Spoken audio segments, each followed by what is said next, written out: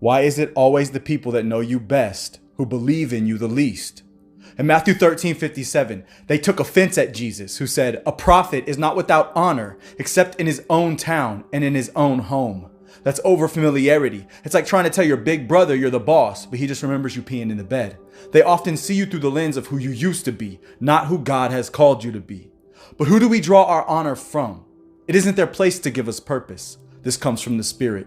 My people, the devil knows these sins as well. He's a crooked lawyer waiting for a legal reason to step in. He uses the truth of our sin to argue that we are unworthy of grace, using the perfect law of God against us.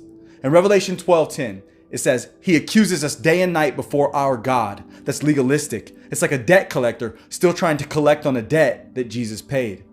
He knows his boundaries, so do not sit on the fence because the enemy owns the fence. In Job 1:12, it says, God said everything he has is in your hands, but do not touch him. That's boundaries. Like a dog on a chain, he can bark all day, but he can only go as far as the master allows. You see, God is in control. So are we seeking to please men or please God? Because I'd rather be known by God than known by men.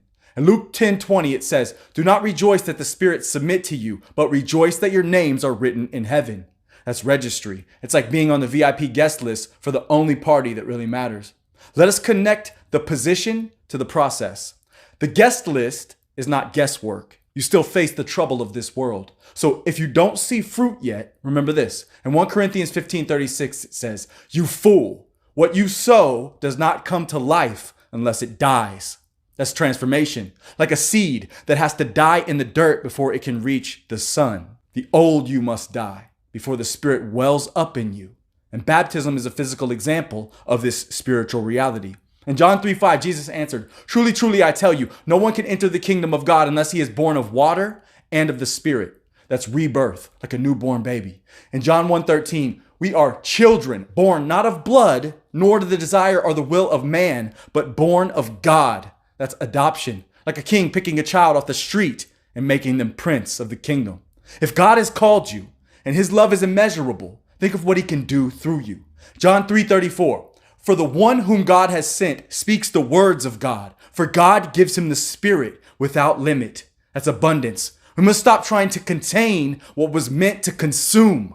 Romans 8:26, in the same way, the Spirit helps us in our weakness, interceding for us with groans too deep for words. That's tongues.